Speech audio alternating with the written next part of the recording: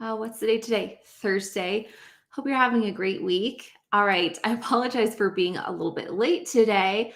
I was driving home from a meeting and had to take a road detour that I didn't know about. So that was sort of interesting. And as I was driving, I thought, wow, it's sort of this perfect object lesson when we're talking about money.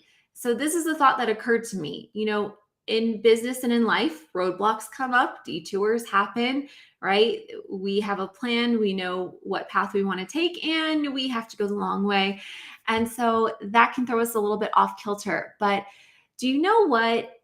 It's not the detours that cause businesses to struggle and even to fail. It's actually that there's not enough gas in the tank. If there's not enough gas in the tank, then you're going to not be able to get to your destination, right?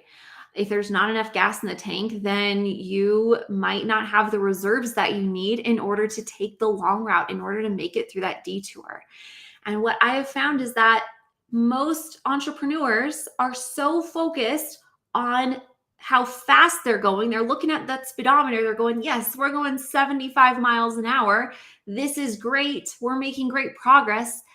That they don't actually look at how much gas is in the tank or the direction that they're going. What's your roadmap? Where are you going? Where are you trying to get to? They just look at the speed and say, yes, we must be doing great because we are going so fast. And that is the same as with when you're looking at your profit. You've got to know, how much in cash reserves do I have? How much liquidity do I have? Do we have what it takes financially in our company to navigate a detour or a roadblock, something that might come up? And that is just life. Things will come up. We don't know exactly what that's going to look like or when. And so we have to be prepared. We have to be prepared with enough fuel in the tank, and we have to be prepared with a plan and a roadmap, a clear vision of where we're trying to go and a plan to make it happen. So if you're feeling that crunch of, man, we are going 75 miles an hour, but we are also burning fuel at an unacceptable rate, like you're driving down the freeway and your tank is on empty and you just don't know how you're going to make this all work, then reach out. That's what I can help you with. Okay. As promised, I'm going to take some questions, and I've gotten some really great questions lately. So I'm going to answer a couple of them for you today. One of the questions that I've been getting asked a lot is, how do I know if I should be taxed as a sole proprietor or as an S corporation? And if you're an LLC, this totally applies to you, okay? Because an LLC is a legal structure, limited liability company. I personally like for all my clients to form an LLC as opposed to just being a sole proprietor. The reason for this is very simple. If anyone sues you, and it doesn't matter if you do anything wrong or not, it only takes one crazy out there. If someone sues you, then, and you do not have an LLC or just a sole proprietorship or a partnership, then they can actually go after your personal assets. So a limited liability corporation, that LLC designation, means that you can only get sued for your business, not your personal assets, your house, your retirement accounts. They can't take that from you. So I don't think that it's that much more difficult or expensive to form an LLC as opposed to being that sole proprietor. So I just think it's a good idea. I don't see a downside. I only see upsides. Now, that being said, that is not a tax designation. So when you're an LLC, you can be taxed as a sole proprietor or as an S corporation. Now, this is a conversation that you need to have with your CPA if you have not already. If you are making $40,000 or more in your business in profit, then you need to have that conversation, because you are likely paying 5-10K a year more in taxes than if you were an S corporation. Of course, that number is going to depend on the size of your company, your net profits, all of that, but that's kind of a typical range, okay, that people overpay in taxes. And I don't want to see you make accidental donations to the IRS, right?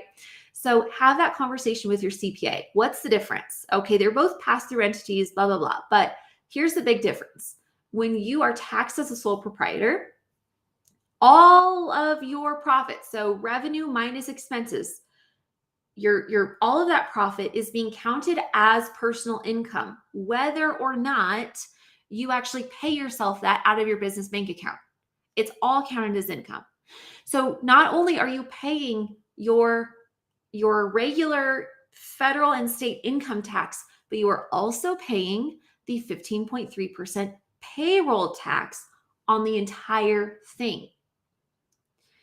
Now, if you elect to be taxed as an S corporation, and again, have your CPA help you set that up, then what you are doing is you're saying, okay, I'm changing the tax structure of my business to an S corporation, and that means I am now an officer of my company. And so I'm going to pay myself not through owner's draws anymore, but through wages and distributions. When you are an S corporation, you get a tax break on that payroll tax through the form of distributions. And what this means is that you're going to you could pay yourself the same amount that you were paying on an owner's draw. Let's say you're paying yourself $10,000 a month, okay? So instead of paying yourself just via owner draw and paying all that payroll tax, you are going to split that up. Now, some accountants will tell you could do a 50-50 split between wages and distribution. Some will tell you it needs to be 60-40. Some will adapt that number based on your unique industry. So that's why it really is an individual decision that you need to get professional tax advice on. But for the sake of simplicity, let's just say that you're going to do 50% wages, 50% distributions.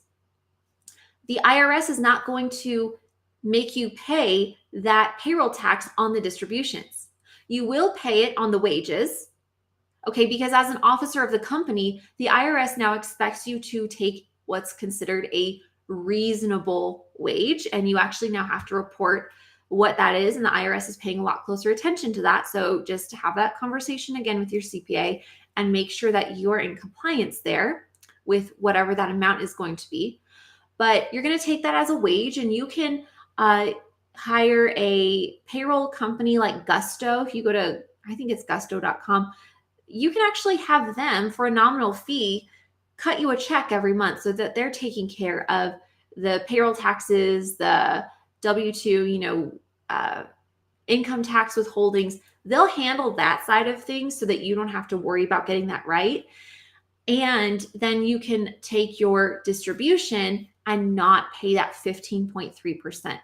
So if you're thinking about, I don't know, maybe it's time for me to become an S corporation, run a quick calculation on whatever portion of that distribution, you're not paying that 15.3%. How much money could you save in taxes? So a lot of CPAs aren't going to just offer up this information. They're simply taking your profit loss statement, your balance sheet, and they're crunching the numbers and they're getting the return done so it's accurate, but they're not always going to advise you on the best tax strategy. Okay, so run the numbers, see if it makes sense for you to have that discussion, and hopefully we can save you some money on taxes. Okay, here's another question that I think is such a great question. And I'm going to answer it specifically, but then I'm also going to share with you my framework for decision making. Because in business, there is always going to be a tension as an entrepreneur between taking advice and doing your own thing. There's always going to be a tension between taking the way that someone else does business and then adapting it and making it work for you. So yes, I'm going to give you my specific, this is my opinion. This is how I'm answering this question.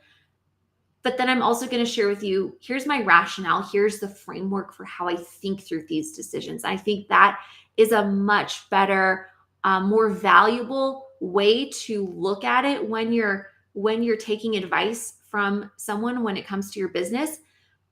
Get into the thought process, get into the wisdom behind it so that you can apply that wisdom to your business, even if you arrive at a different conclusion, you can get the thought process behind it. And I think that's where the real value is, not just in the tactical answer.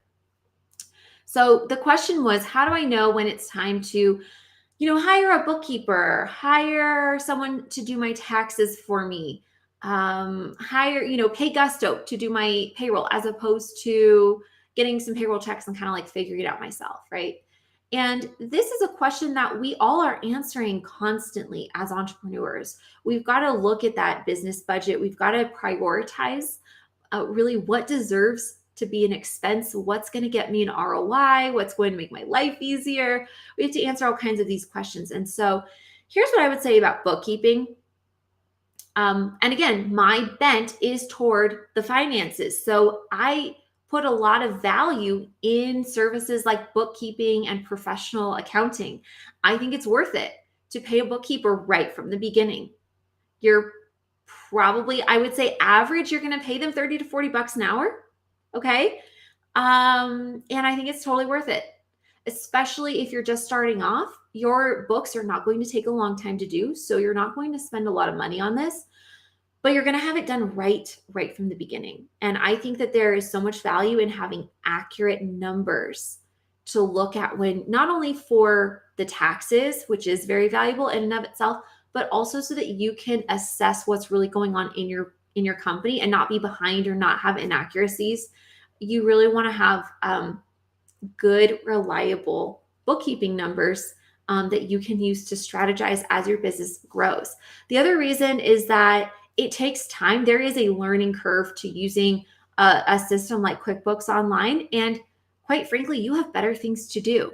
So leave that to someone who has chosen to specialize in those specific skill sets, who has made a career out of it, and let them do their job so that you can focus on yours, right? Especially if you're doing a sort of a analysis of time and you're looking at, man, I actually could be making maybe $100 or $200 or $300 an hour in terms of my effective rate, how valuable my time is. And you're looking at, I'm going to pay my bookkeeper well for doing a good job.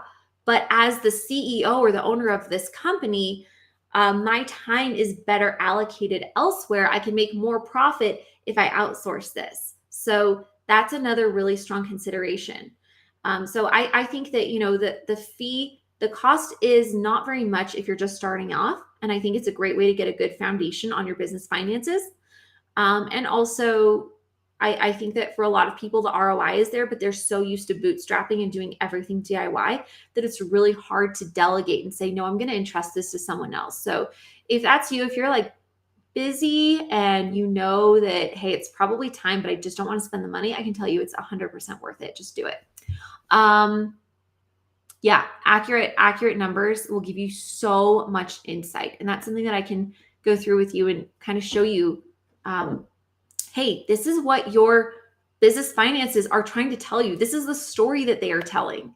This is the depth of insight and information and strategy you can get from knowing what your numbers are, and from being able to strategize and really make the numbers fall in line with the direction you want to take your company. It's so powerful, and accurate numbers are essential. Okay, so that answers the question about bookkeeping. About when to have a CPA do your taxes for you. So me personally, I hate filing taxes. I don't like filling out those forms. I don't do it. I outsource that. I've been outsourcing that for a really long time, and I'm really, really grateful for the relationship that I have with my CPA. And it was just so much of a pain that I don't really care if it makes financial sense or not. I just want to do it. And as long as you can afford it, that's completely fine. So if your business is very simple and you're like, man, I don't really think I need a CPA, like TurboTax all the way, that's completely fine. But if you have it in the budget and you really hate doing it like I do, then you might think it's worth it. So go ahead and do that. If it's not in the budget, if you're really on a like super shoestring and you just are not there yet, like if you have a part-time gig and you just need a real basic Schedule C and you're service based and all of that, then I think you're completely fine to stick with doing your own taxes via TurboTax. But as you grow, you know, I know people who make high six figures and they still think that they would rather do it themselves because they can save themselves money and they don't think it's worth it. And I flat out think that that's foolish. So the reason is your time is better spent doing other things. And also you are as you grow, as you make more money, I can pretty much guarantee that you are not getting all the tax deductions that you're entitled to. So I think you're wasting your time and overpaying, and that a good CPA is going to save you a lot more money in the end than what you would pay them to file your taxes for you. So that's when I would hire those things. And then in terms of a payroll service, I think as soon as you switch to being taxed as an S corporation, just I like Gusto. I've heard only good things from people that I know and trust, from like the top experts. And I don't know. I know there's other payroll services out there. I just don't know what they're called. And yeah, but find a payroll service like Gusto or similar. They don't give me any money to say this, so maybe they should. No. But yeah, I think that it's worth it. Again, because you're dealing with taxes, and the last thing you want is a headache because something was done inaccurately, and it's just not worth the time and the hassle. So as soon as you go S corporation, I would outsource your payroll. Okay, now how do I think through these decisions though? That's, I think, really the better question to answer. Here's number one is I look at my operating budget. So as you guys probably know by now, I teach the Profit First method. If you haven't read Profit First by Mike Michalowicz, I highly recommend it. It's one of my top 5 recommended business books ever. And in this system, Mike Michalowicz teaches that, look, we are trained through generally accepted accounting principles, or GAAP, to go, all right, revenue minus expenses equals profit. And while mathematically that is true, and we have to calculate these things for purposes of taxes, what we really want to do is think about profit as something that is non-negotiable. We want to go, no, let's plan for our profit intentionally so that it's revenue minus profit equals expenses. The math works the same, but the thinking around it is totally different. So instead of prioritizing expenses, we are prioritizing our profit goals and saying, all right, this is how much money we have to work with for expenses. So if your business is making under 250K, the recommended percentage is 30%. And this is going to vary industry by industry. So this is not like something that can't be adapted, but this is just a general rule of thumb that you can tweak to make it fit for your business. So, but if your revenue is under 250, then really like 30% should be ample. If your business is up to 500,000, then that percentage goes up, say 40%. If it's between 500 and a million, then that goes up again. But it, again, if your expenses are lower than that, don't feel like you have to spend the money.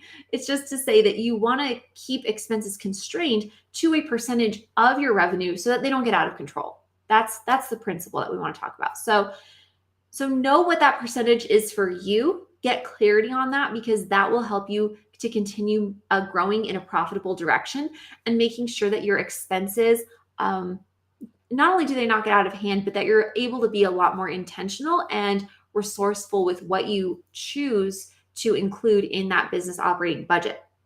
So first of all, when you're considering adding a new expense, number one, does it fit into my budget?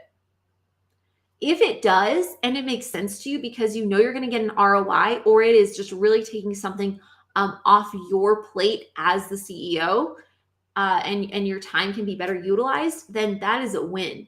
So 100% add it into your budget. That makes sense. Make sure that you shop, price compare, make sure the value is there, right? But at the end of the day, if it fits into your budget and you see the value in it, Great. Awesome. What about when it doesn't fit into the budget? So we want to look at things that don't fit into your budget a little bit differently. Is it, number one, is it something that you could save for? So I always use the example of a laptop computer because we all use a laptop computer. I don't know anyone who doesn't for their business. So let's use that. Laptops are expensive. I ended up buying a real cheapy one this last round and I'm kind of regretting it, but I really wanted to be. I don't like spending a lot of money on technology. It's just not, I don't have fun spending money on technology. But I know that next time I buy a laptop, it's going to be a lot higher end and I'm going to buy a nice MacBook Pro because I'm not really enjoying my PC right now. So I'll just tell you that my laptop that I would really like to get is going to be about $1,800. It is not in my budget to just go buy a laptop like today. So, nor do I feel like it's the best use of my funds. So, what I'm doing is I am intentionally setting aside a certain amount of money each month so that in the near future, I can buy that $1,800 laptop.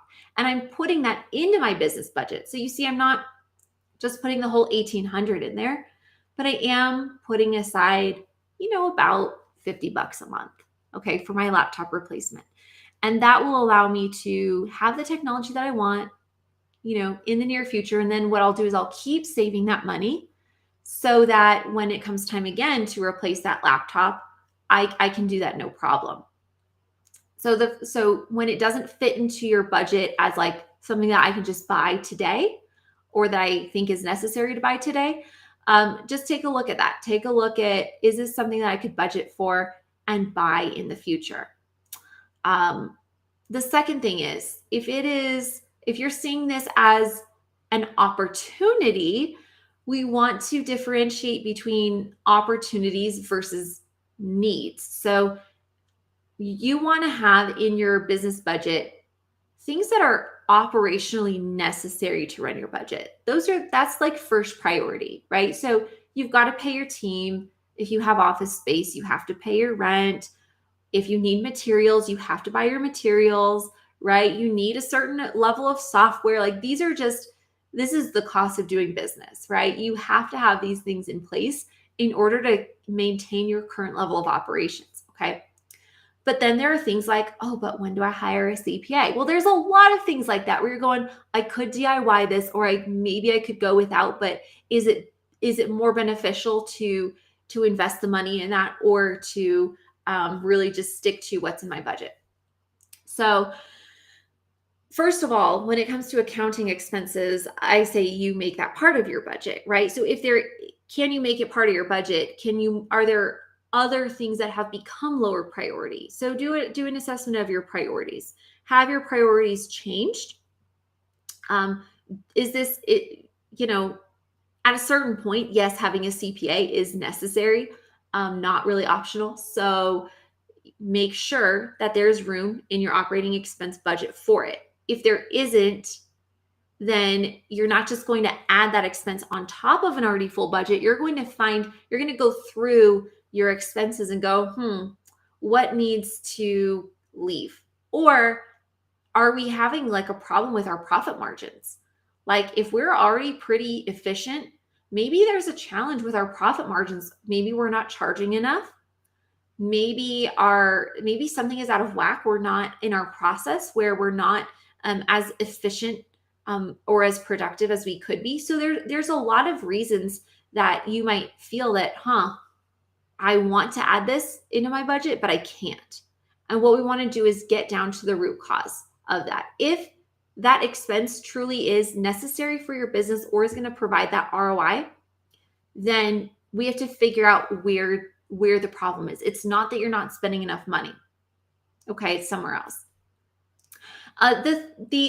When it comes to an opportunity though, this is expansion. So this is where having those retained earnings, that profit category, comes in really handy. Because one thing that you can do is designate a certain portion of your profit, I'm not saying all of it, but a portion of your profit to try something new. Let's say you want to try using Instagram ads or you have a new marketing campaign. Well, if it's new or you want to create a new product and see how it does, test it. So if you want to test something new, that should not come from your operating budget. That should come from your profit account. But again, we want to be strategic even with how we use that. And so when you're figuring out whether you can afford it, does it need to come from your profit account instead of being added in as an extra expense? So we want to differentiate these things because that's going to determine how we save for it, when we buy it, how things get prioritized, and whether we really see this as something we need for our current level of business to sustain those operations, or if this is an opportunity for expansion and we want to test it, well, that needs to come from profit. Okay, so that's my train of thought when I'm making these decisions, and I hope that is helpful for you. Please feel free to message me with any follow-up questions that you might have or leave a comment. Okay, that is going to do it for today. So remember that lacking profit in your business is like driving on the freeway with an empty gas tank. Not advisable. So if you need help increasing your profit, having a plan and a strategy for your business finances so that that money that you are working so hard to earn is actually helping you move in the direction of your personal and business goals, please reach out and I would love to have a conversation with you. Have a great day and I will see you next week.